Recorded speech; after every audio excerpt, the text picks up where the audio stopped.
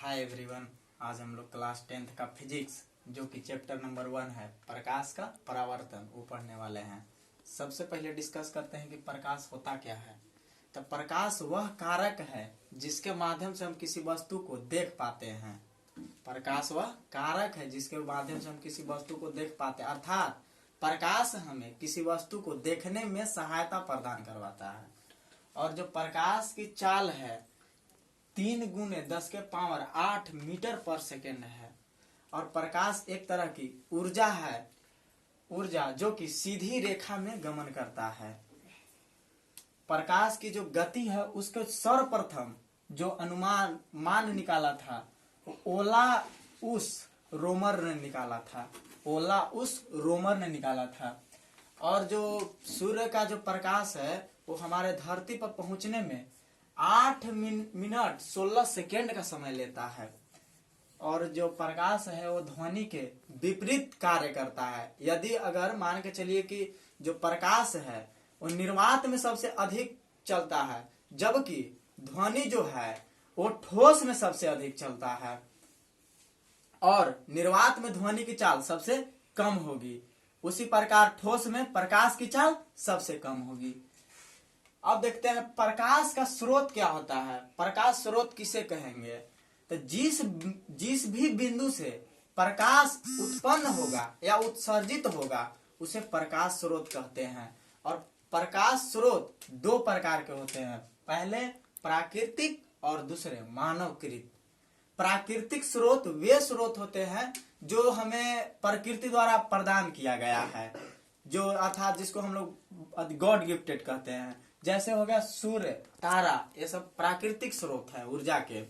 और जो मानवकृत है जिसको मानव ने बनाया है, जैसे हो गया बल्ब हो गया, ट्यूबलाइट हो गया, टॉर्च हो गया, लालटेन, मोमबत्ती, ये सब जो है जो मानव बनाए हैं। अगला हमारे है, और इसमें अगर देखेंगे तो ऊर्जा रूपांतरण की अगर बात आएगी तो जो लालटेन है और मोमबत्ती है वो रासायनिक ऊर्जा को रासायनिक ऊर्जा को प्रकाश ऊर्जा में बदल देता है, प्रकाश ऊर्जा में बदल देता है। अगला है प्रदीप्ति वस्तु या दीप्ति वस्तु किसे कहते हैं? तो वैसी वस्तुएं जिससे प्रकाश का उत्सर्जन होता है उसे प्रदीप्ति वस्तु कहते हैं।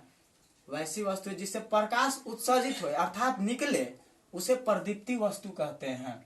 और अप्रदीप्ति वस्तु जिससे प्रकाश नहीं निकलता है उसे अप्रदीप्ति वस्तु कहते हैं। जैसे अगर प्रदीप्ति वस्तु का उदाहरण देख लिया जाए तो जलता हुआ बल्ब हो गया, टॉर्च हो गया, ये सब प्रदीप्ति वस्तु है। जबकि अप्रदीप्ति वस्तु में आ जाएगा लकड़ी हो गया, लोहा हो गया, बेंच टेबल हो गया। अगला है किरण किसे कहते हैं? तो किसी भी बिंदु से निकलने वाले जो ऊर्जा होती है या सीधी आकृति को किरण कहते हैं। किसी भी बिंदु से निकलने वाली सीधी आकृति को किरण कहते हैं। और किरण का एक सिरा फिक्स होता है जबकि दूसरा सिरा अनिश्चित होता है। और किरण को दर्शाने के लिए अगर मान के चलिए कि हम इस बिंदु को ए बी से डिनोट कर दिए तो इसको अगर हमको दर्शाना है तो इस तरीका से दर्शाएंगे, अर्थात इसका जो ए बिंदु है वो फिक्स है और बी बिंदु है जो अनिश्चित है, फिक्स नहीं है। अगला है किरण पुंज किसे कहते हैं?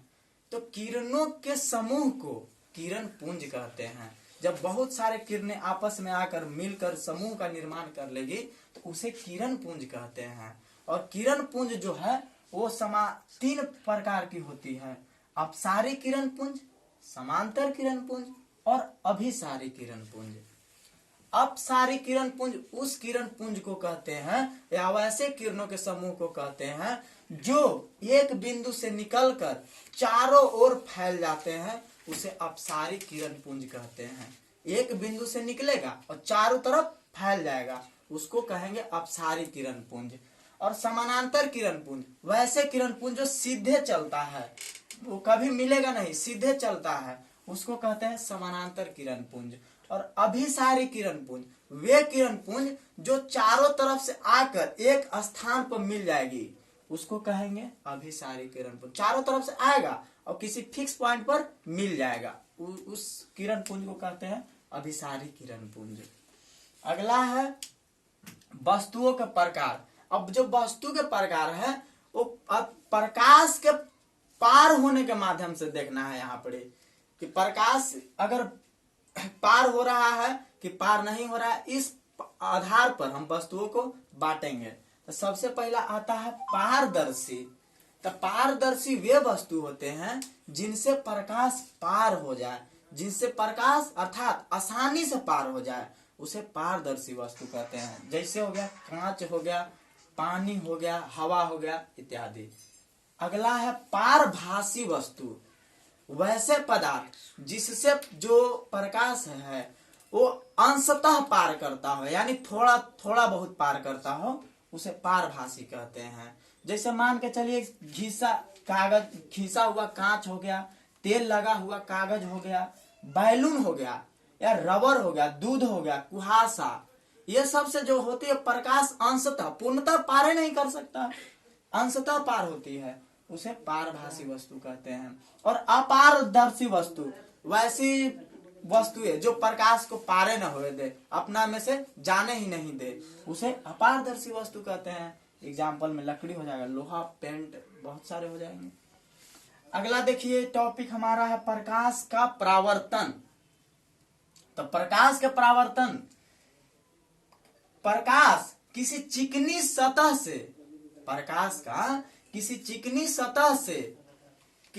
सतह से परावर्तित होकर अपने ही माध्यम में लौट जाने की घटना को प्रकाश का परावर्तन कहते हैं। अर्थात अगर प्रकाश किसी चिकनी सतह पर आपतित हो रही है और अपने ही माध्यम में लौट जाती है तो उसे प्रकाश का परावर्तन कहते हैं। और अगर प्रकाश आ रही है तो उसे आपतित किरण कहते हैं, यानी आने वाले प्रकाश को आपतित किरण, और टकरा कर लौटने वाले प्रकाश को परावर्तित किरण कहते हैं। और ये इसके बीच में एक लंब डाल दिया जाता है जिसे हम अभिलंब कहते हैं। इन दोनों, अगर आपतित किरण और अभिलंब के बीच को बना कोण को आपतन कोण कहते हैं, जिसे आई द्वारा सूचित किया जाता है। और परावर्तित किरण और अभिलंब के बीच बना कोण को परावर्तन कोण कहते हैं। यानी परावर्तित किरण और अभिलंब के बीच जो कोण बनेगा उसे परावर्तन कोण कहेंगे, जिसे आर से सूचित किया जाता है। परावर्तन के अब दो नियम होते हैं। परावर्तन के दो नियम होते हैं।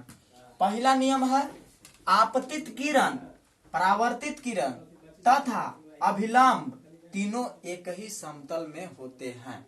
आपतित किरण, परावर्तित किरण तथा अभिलंब तीनों एक ही समतल में होते हैं। और दूसरा नियम है आपतन कोण तथा परावर्तन कोण सदैव आपस में बराबर होते हैं। जो आपतन कोण यानी आई जो है वो हमेशा बराबर रहेगा। किसका बराबर रहेगा? आर के बराबर रहेगा। अब अगला हमारा टॉपिक है प्रतिबिंब। तो प्रतिबिंब सबसे पहले किसको कहेंगे? तो प्रकाश के परावर्तन के बाद, जब आपतित प्रकाश परावर्तन के बाद जिस बिंदु पर मिलती है या मिलती हुई प्रतीत होती है, उस बिंदु को प्रतिबिंब कहा जाता है। अर्थात परावर्तित प्रकाश जहां मिलेगी या मिलती हुई अर्थात जिस बिंदु पर प्रतिबिंब मिलेगी वहां वस्तु का वास्तविक प्रतिबिंब बनेगा, और जिस स्थान पर वस्तु मिलती हुई प्रतीत होगी, आभास होगी, वहां वस्तु का काल्पनिक या आभासी प्रतिबिंब बनेगा। और जो वास्तविक प्रतिबिंब है उसका जो नेचर होता है, प्रकृति, वह वस्तु की अपेक्षा उल्टा होता है, जबकि काल्पनिक प्रतिबिंब जो होता है उसका जो प्रकृति होता है वह वस्तु की अपेक्षा सीधा होता है। आज के लिए इतना ही है। आगे का जो भाग है हम नेक्स्ट वीडियो में देखेंगे।